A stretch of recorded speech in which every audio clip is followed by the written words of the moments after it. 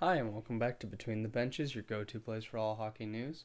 Part 2 of our whole going through every single division and kind of predicting where everyone's going to finish. Today, we are doing the Western Division. Definitely one of the most top heavy divisions.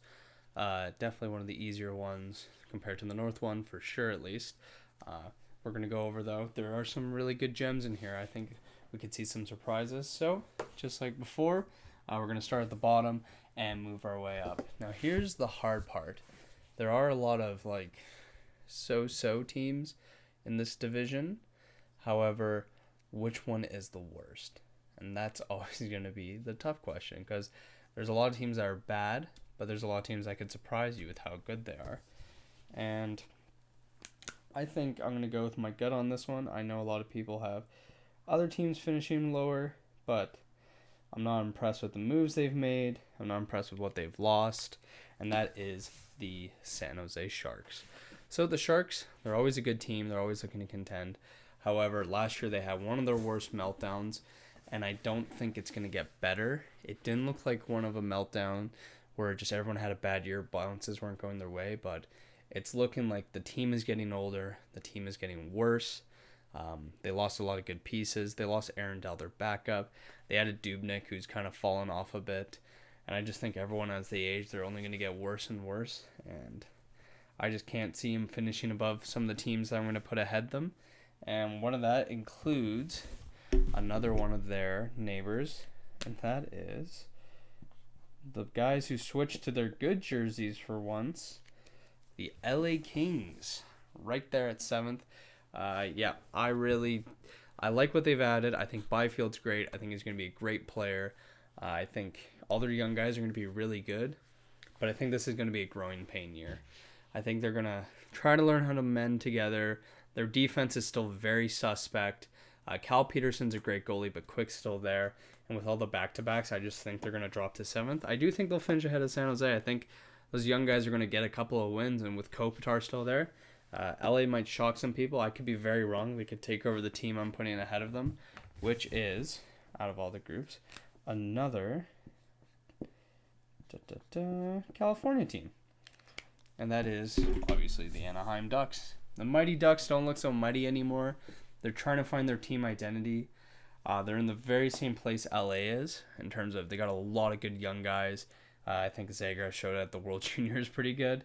And he's not the only Anaheim prospect who's done that. If people remember a couple of years ago, Maxime Comtois was Team Canada's hero when they didn't have a great tournament, but he was great himself.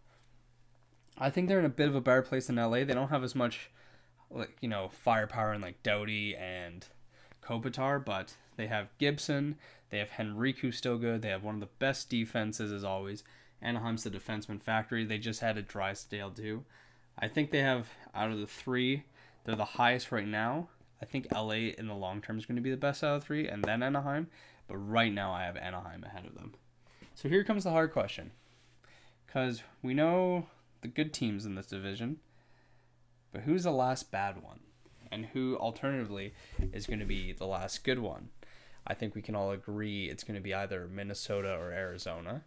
I don't think I'm bold enough to say Colorado is going to miss the playoffs, but in a shortened season, you don't know, right? Some teams can get hot and some teams can get really cold. And hockey's such a luck-based sport, and this year especially, we're going to see some crazy, chains up moves.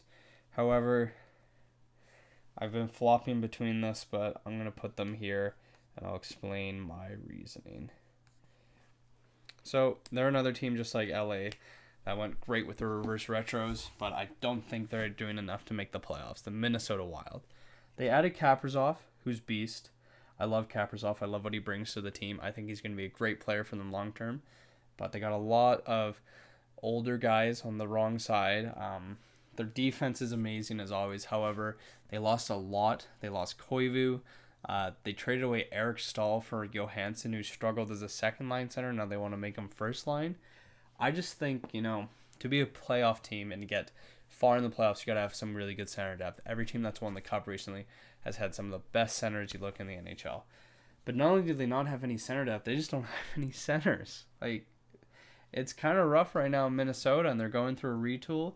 I'm not quite sure what Bill Guerin's doing. He fired Barbecue Bruce, got rid of the fun dad in the dressing room and Eric Stahl. So I don't like that. And so obviously that means a lucky team squeezed into the playoffs. And I'll explain why. A lot of people think this is going to be one of the bottom teams just for people they lost. But I'm going to explain why they're not going to be one of those bottom teams. And that is the Arizona Coyotes. One, you have a jersey that nice. It's hard to miss the playoffs. All joking aside, they're just a great team. They're fantastic in how they play.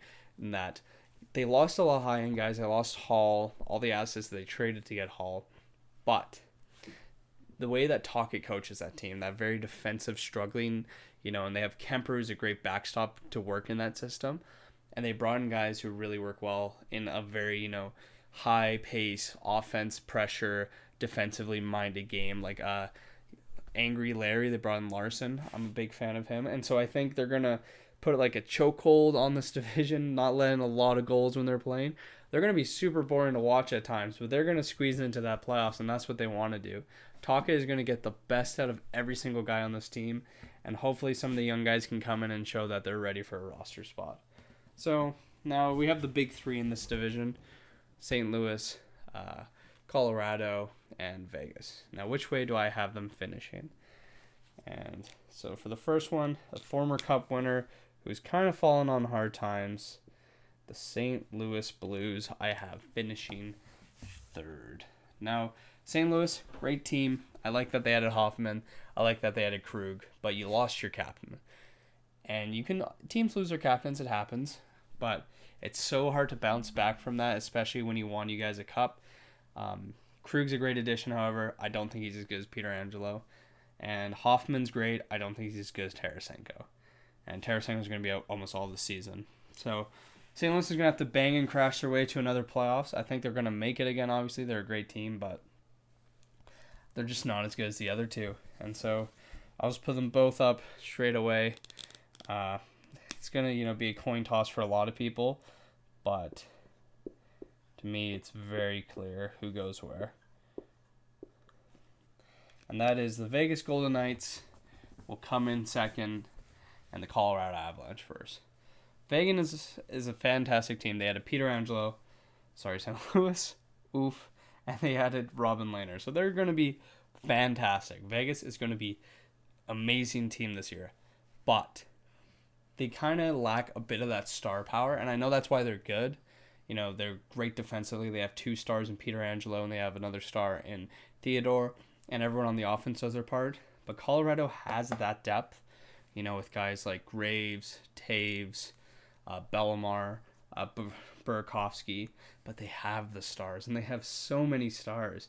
Rantanen, Landeskog, McKinnon, Kadri, Makar, all better than guys on Vegas, and they have that depth on top of that. Colorado is an analytical darling, and they're also, an eye test darling. You watch them, you're like, wow, this team's fun.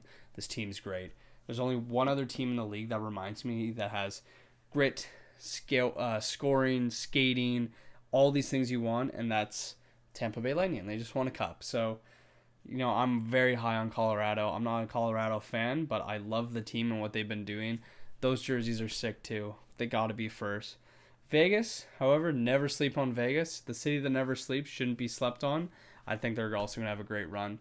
But that's just how I see things turning out, guys. So let me know in the comments down below if you agree, disagree, have a different opinion on any of these.